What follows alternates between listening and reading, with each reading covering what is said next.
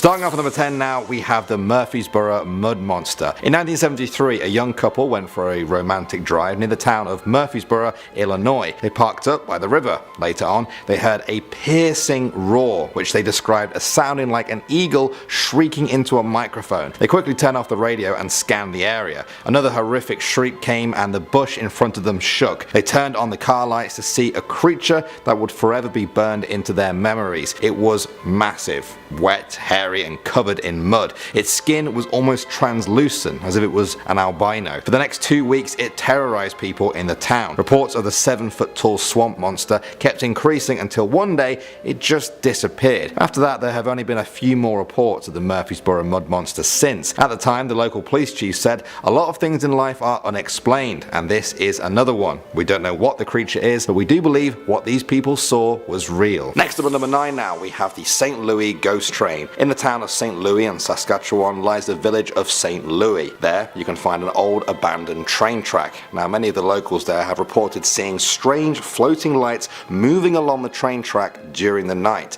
Others have said that a ghost train will appear on the track looking just like the ones from the 19th century. Another story is that the ghost of a workman who died during the track's construction will appear at night. At number 8 now, we have the Forbidden Plateau. This plateau in Western Canada has long been regarded as a mysterious place. The native Canadians would hide their families in the forested plateau during wars with other tribes. One day, the warriors returned to find their family had disappeared. They believe that evil spirits took them away and they vowed to never step foot there again, earning it the name of the Forbidden Plateau. Many people have taken this story to heart and stay clear of the eerie presence there. Next up at number 7 now, we have young Teazer. This was an American ship that was destroyed in the War of 1812. It was wrecked in Nova Scotia, where some people believe its ghost can still be seen today. People swear they have seen the Teazer light, a fiery glow of a flaming ship near the site of the explosion. Accounts began in the late 19th century, and since then many people have said that the ship appears on the 27th of June, the day it sank. Others have gone even further and said the ship also holds the ghosts of the sailors who died in the explosion, forced to relive their deaths forever. At number 6 now, we have Christie Mansion. It's now Regis College in Toronto, but Christie Mansion used to be the home of William Mellis Christie, a successful businessman in the city. His son Robert inherited the mansion and set up a secret chamber for his mistress. She lived there for many years until Robert's affections for her began to wane. Eventually, she was said to have hung herself in room 29. Ever since then, people have said the room is cursed. Legend says that if you enter room 29 by yourself at night, the door will swing shut by itself and you'll be trapped there forever, just like the ghost of the mistress. Moving on to number 5 now, we have Peggys Cove. On a rocky outcrop in Nova Scotia, you can find a lonely lighthouse. The story goes that in 1800, a woman named Peggy washed up on the rocks there after being shipwrecked. Tragically, her children all drowned. Peggy went on to marry one of the locals and lived on that cove. She would often walk along the rocks at night, calling out to them in her grief. One night, her husband went out with her and danced on the rocks with her to cheer her up. He lost his footing though and slipped, sending him into the rocks, which killed him. Soon after, in absolute grief, she jumped off the same rocks and ended her life. Visitors swear that on a dark, stormy night, you can see the ghost of a woman in a blue dress standing at the edge of the rocks, ready to jump. Next up at number 4 now, we have John Troyer. By all accounts, he might be the closest thing Canada has to a witch hunter. He was born into an Amish family in America before relocating to Ontario in Canada. He was a doctor who was terrified of witches. Legend says that he would stalk witches in the woods there until they led him to their den. He would then steal their broomsticks for personal transport. He would also set up actual witch traps to capture them. Now, whether or not you believe the whole broomstick or witches thing, there is evidence of John Troyer's traps, which are essentially human-sized bear traps. Coming at number 3 now, we have the Dungarvon Whooper. This is a famous ghost story coming from New Brunswick and dating back to the late 19th century. According to legend, a young Irish cook called Ryan worked at a lumberjack camp. While the other lumberjacks were out one day, the boss killed Ryan. When they returned, he told them Ryan just got sick and died suddenly. They buried him some distance from the camp. However, a loud whooping sound kept them awake. The whooping got so loud that they fled the camp, convinced it was Ryan's vengeful ghost. In the years since then, many people have reported the whooping sound that can be heard in the woods as Ryan seeks vengeance on the living. Next up at number 2 now, we have the legend of Rose Latulippe. This is a French-Canadian legend that dates back to the 18th century. There are more than 200 different versions of the legend, but they mostly share the same theme. Rose Latulippe was a young girl who loved to dance. On the night of Mardi Gras, a stranger appeared at her house and danced with her until midnight. At that moment, he was revealed to be the devil. She tried to escape, but it was too late. The devil took Rose back to hell, where she remains to this day, dancing with her at his whim. And finally, number 1 now, we have Oak Island. Legend says that treasure can be found on Oak Island in Nova Scotia. Since the 19th century, people have been convinced the treasure there includes the likes of Marie Antoinette's jewels and even missing Shakespeare manuscripts. A number of people have died trying to search for this treasure. The legend all began with the discovery of a large pit which seems to be man-made. It's almost 200 feet deep at one point and has been protected by booby traps which have killed a number of explorers. There are even underground channels that lead to the beach over 500 feet away. Treasure hunters are convinced that all of this must have been built to hide treasure from hunters hundreds of years ago. Starting off at number 10 now, we have CROPSEY. Some of you guys may have heard me talk about this one before. It's the story of the boogeyman of Staten Island. He was rumored to be a homicidal maniac who escaped from a mental asylum. He would hunt for children and drag them back to the ruins of a hospital where he lived. Witnesses always said that he had a hook for a hand. These stories were meant to scare kids, perhaps even told to them by their own parents who wanted them to be more wary of strangers. Then, in 1972, the boogeyman became real. News broke of a real-life corpsey man called Andre Rand. He was a former janitor at the local school for mentally disabled children. Rand was arrested in connection with the disappearance of Jennifer Schweiger, a 12-year-old girl with Down syndrome. He lost his job over the case and moved into the now abandoned school that he used to work in. He was eventually convicted of murder, and police connected him to the disappearance of 4 other children. No bodies were ever recovered. Moving on to number 9 now, we have the Little People's Village. In the woods of Connecticut, near the town of Middlebury, you can find the Little People's Village. Crumbling remains of tiny houses and structures that locals say were built for fairies. The story goes that many years ago, a man and his wife were living peacefully in Middlebury when she started seeing small fairy folk in the woods around their home. She demanded that her husband build them a tiny village, and so that's exactly what he did. Using real concrete and mortar, he built the fairies these tiny houses complete with walkways and streets. As the village grew, he suffered a price. People say that he began to hear the fairies' voices in his head, which eventually drove him to madness and then suicide. Now, they say the crumbling ruins of the Little People's Village is haunted by the spirits of them, or even the ghosts of the people they drove insane. You can still visit the ruins today, and even sit in the throne that was carved at the request of the king of the Little People. However, legend says the seat is now cursed, and that if you sit in it, you will be dead within 7 years. Locals will show you how to get to the village of the Little People, but many also warn that if you linger there too long,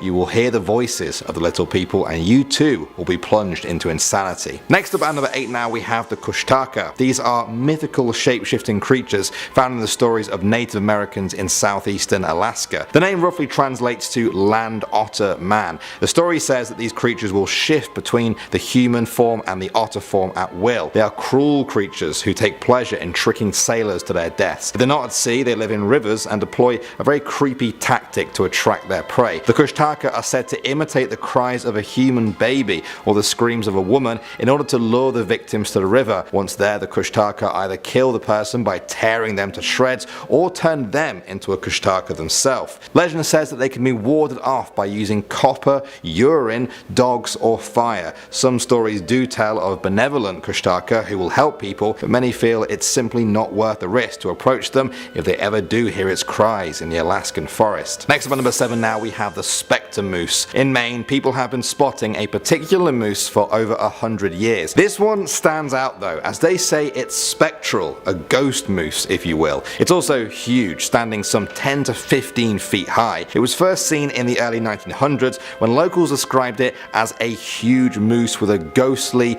dirty white color and an enormous set of antlers. The coat of the animal is sometimes described as glowing faintly. The Specter Moose was said to have an extremely acute sense of smell and hearing, as well as the ability to appear or disappear at will and to phase through solid objects. Hunters who came across it said they could never line up properly for a shot, as the moose would just blink in and out of existence before their very eyes. In 1938, a hunter said he saw it standing among a herd of other mooses. Not sure. It was stood with 2 other large males, but it made them look like dwarves. He would have thought it was just a normal, humongous moose if it wasn't for the strange white glow around its body. Moving on to number 6 now, we have Bete Grise. In Michigan, on the beaches of Lake Superior, is a place where the sand is said to sing. Local legend says that a musical voice emanates from the sand, the voice of a Native American maid who lost her love to the Great Lakes and still calls to him from the shore when visitors play the sand. How exactly do you play the sand? Well, they say the sand can be made to sing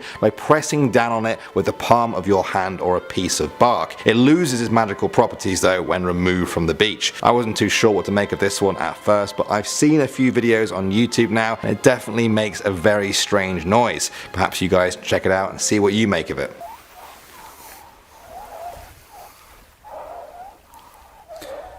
Next up at number 5 now, we have the hauntings at the Hollywood Roosevelt Hotel. This historic hotel is over 90 years old and has hosted some of the biggest stars in Hollywood over the years. The 12-story high building has 300 guest rooms and 63 suites, some of which are said to be haunted. 2 of the ghosts are actually famous ghosts. Montgomery Clift is said to haunt room 928, the room he stayed in while filming From Here to Eternity. People say he moves around the occupants' luggage, while others have said they've seen him in the hallways rehearsing lines for his movie or playing the trumpet. The other celebrity haunting is someone a lot more famous, Marilyn Monroe. She is said to haunt the full-length mirror that was once in her suite. Since she stayed in the hotel, the mirror has been relocated from her room, but the hauntings still follow it. People report seeing the ghostly apparition of Marilyn standing over their shoulder. Some people might like that, definitely not me. Moving on to number 4 now, we have the bus to nowhere. This one comes from Pennsylvania. Some say that this state is home to a bus that goes nowhere. It picks up hopeless people and keeps them on it forever unless they are able to shake out of its trance. The bus is said to have no displays, no route number and no destination. It only stops for people who want to leave where they are but have no destination in mind. Philadelphians often say they've seen it winding through the city streets. Some people also call it the wandering bus or simply zero. People say that once you're on the bus, you sit like everyone else, staring out of the window, wrapped in your own thoughts, desperate to get away from whatever pain and despair is in your life. You can pull the cord anytime when you're ready to disembark, but be warned. Legend says that time does not move the same on the bus to nowhere. Your trip could have lasted minutes, days, months, or in some cases, years. The only silver lining is that when the passengers finally do disembark, they find themselves exactly where they're supposed to be. Next up at number 3 now, we have the Snallygaster. This is a mythical dragon-like beast said to inhabit central Maryland. It was first described by German immigrants who called it the Snallygaster, which translates to quick ghost. It's been described as being half bird, half reptile, and with a strange metallic beak lined with razor-sharp teeth. Some even say it has octopus-like tentacles. It swoops down silently from the sky and carries its human victims off to its den, where it then sucks them dry of blood.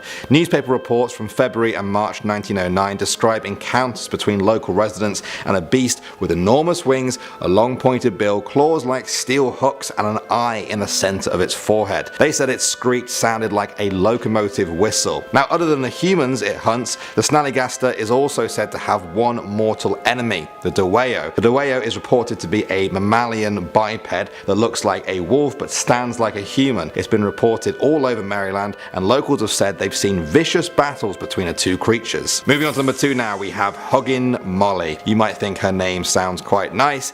Everyone needs a hug from time to time, probably not from Molly. Generations of people from Alabama have grown up with this very creepy legend. They said Molly is a giant ghost, at least 7 feet tall, who wanders the streets of Abbeville, Alabama. Late at night, she can be seen dragging her long black skirt as she goes. If you see her, run, because if she sees you, she will chase you and she will get you. Once she does, she picks you up with her huge arms and gives you the tightest hug of your life while screaming in your ear. They say the horrible sound she makes never leaves you. There have been no reports of Huggin Molly ever killing someone, but her attacks are enough to strike fear into the hearts of everyone around. And finally at number 1, we have the Carter brothers. In New Orleans in the 1930s, a young girl ran into a police station begging for help. She said that 2 local businessmen, John and Wayne Carter had been keeping her hostage and feeding off her blood. She showed them the cuts on her wrist, not quite enough to kill her, but just enough to extract blood from. The police rushed to the apartment to find 4 other women tied to chairs with their wrists slit in a similar fashion. In another room, they also found 12 bodies that had been drained of their blood. The police staked the place out and waited for the men to return. When they did, it took 8 police officers to hold them down and restrain them. Their strength seemed superhuman. The pair were executed for their crimes and buried in a sealed tomb. Years later, another member of the Carter family died. They opened up the tomb to lay them to rest and found that the bodies of John and Wayne Carter were gone. No remains, no clothes, no trace that they have ever been there at all. New Orleans became gripped with the legend of these vampire brothers who could escape death itself. To this day, many sightings of the brothers have still been reported, especially around the apartment building that they once called home. Or perhaps they still do. They've just learned their lesson to keep things more hidden. Starting off at number 10 now, we have Cressie. Cressie is said to be a mysterious, eel-like creature that lurks in the waters of Crescent Lake in Newfoundland and Labrador. Stories of Cressie date back to native Canadian legends which refer to it as the pond devil or swimming demon. Their fears were also held by European settlers who arrived at the lake during the early 20th century. Since then there have been dozens of sightings of Cressie, with one report saying it could be as much as 15 feet long. Moving on now to number 9 guys, we have the Bunny Man. I talked about this legend in my West Virginia video if you remember. The story goes that in 1904 a mental asylum closed down. While transferring inmates to a new facility, one of the buses crashed. Most of the people in it were killed or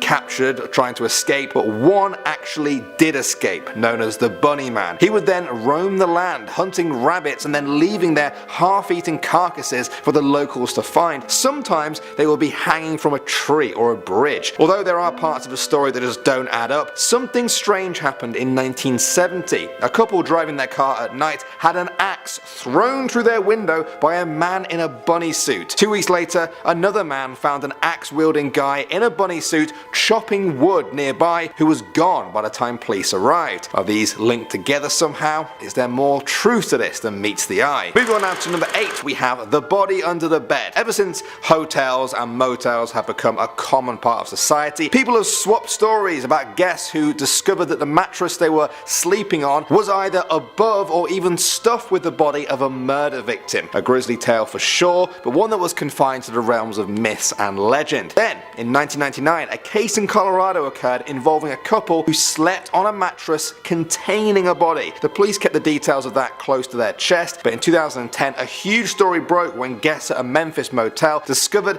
they had been sleeping above the body of Sony Millbrook, a missing person at the time. Her boyfriend, Lakeith Moody, was convicted of the crime. Many people were horrified and vowed to give their hotel beds a closer inspection next time. Next up at number 7 now guys, we have the MAINE robber. That's M-A-I-N-E. The state. For many years, visitors to Maine's North Pond have reported that something strange was going on there. Time after time, people reported that things were going missing. Not just one person, one time, many people, many times. Batteries and food would vanish from cabins, while flashlights just disappeared from camping tents. People thought either the earth itself was swallowing it all up, or there was a thief at work. It turns out they were right about that. In 2013, a game warden discovered Christopher Knight living alone in the woods. For 27 years, this man had been there watching hikers, canoeists and other visitors to the area. When taken in for questioning, Knight admitted that he was responsible for around 40 robberies a year. I mean,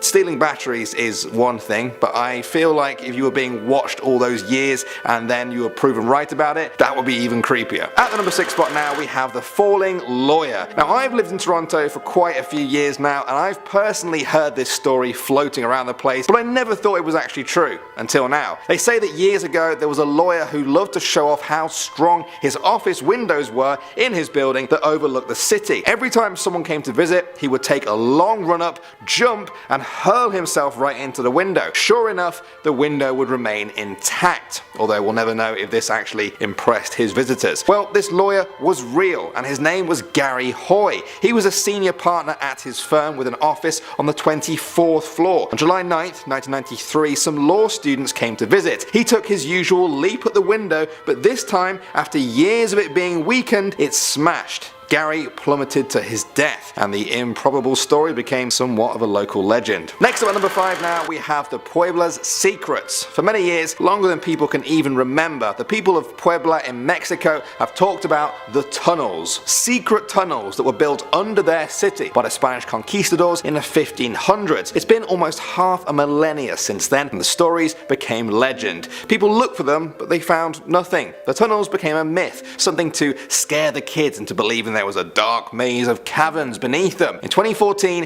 construction workers were in the middle of an urban remodeling project when they stumbled upon an old tunnel. Surely the legends weren't true. The Puebla History Center took over the site to investigate, and yes, it was the fabled tunnels people had spoken about. They determined the tunnels were built in 1531, right after the city was founded. Members of the Catholic Church supposedly used the tunnels to transport treasure and other property in and out of the city without people knowing about it. Part of the tunnels are now open to the public, giving you the chance to walk through the dark halls of an urban legend that came true. Coming in number 4 now, guys, we have the alligators. I definitely talked about this one in our New York Urban Legends video. Many years ago in New York, people would say that there were alligators in the sewers below the city. They said a young boy once flushed his pet alligator down the toilet. Years later, he reached into the sewer grate to retrieve a lost baseball. At that moment, a fully grown alligator leapt up from below and ripped his arm clean off, the same alligator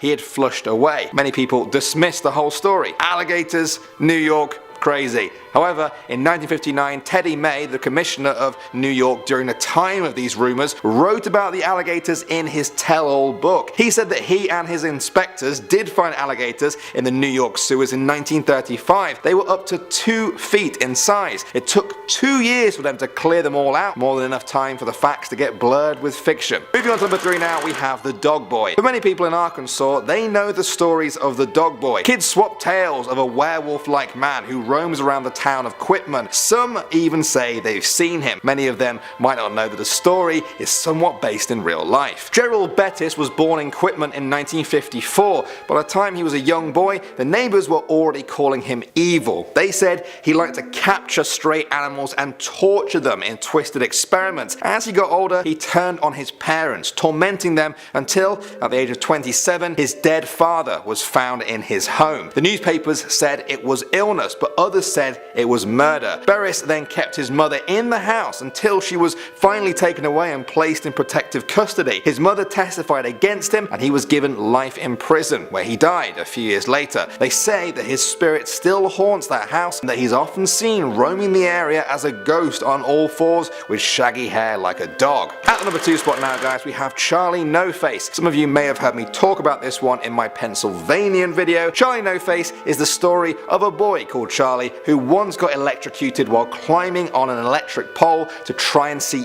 into a bird's nest. He was horrifically disfigured. His face had practically melted off. Eyes, nose, mouth, one of his ears and one of his arms all completely gone. It also turned his skin a sickly green. Somehow he survived and lived out his life in a small town, rarely showing his face to the other locals. People would share the story of Charlie No Face, but because nobody saw him, the story became nothing more than an urban legend. But it wasn't. The story was actually true, all except for the name. Charlie's real name was Raymond Robinson. He was friendly to people whenever they saw him, and he wasn't responsible for the many hauntings that became associated with the legend. And finally, number 1 now, we have POLYBIUS. You may remember this from my video game Urban Legends video. POLYBIUS was the name of an arcade game which kids in Portland got addicted to in 1981. Whenever they were forced off it, they felt nauseous, stressed, or even had seizures. Some people noticed the game was being serviced a lot more than usual. Instead of once a month, POLYBIUS was being checked by men in black suits every single week. They would copy its hard drive, leave all of the money, and then be gone until the next week. People believed they were from the CIA, and that POLYBIUS was all part of a mind control program that sent subliminal messages to its players. While a lot of this is debatable, there really was a kid who got sick during an arcade marathon contest in Portland in 1981. A few days after that, federal agents really did seize a load of arcade cabinets. They said it was all part of a major gambling bust. This is where people tend to differ in opinion. Some say that the story of POLYBIUS was inspired by the events, others say the events are proof of the story.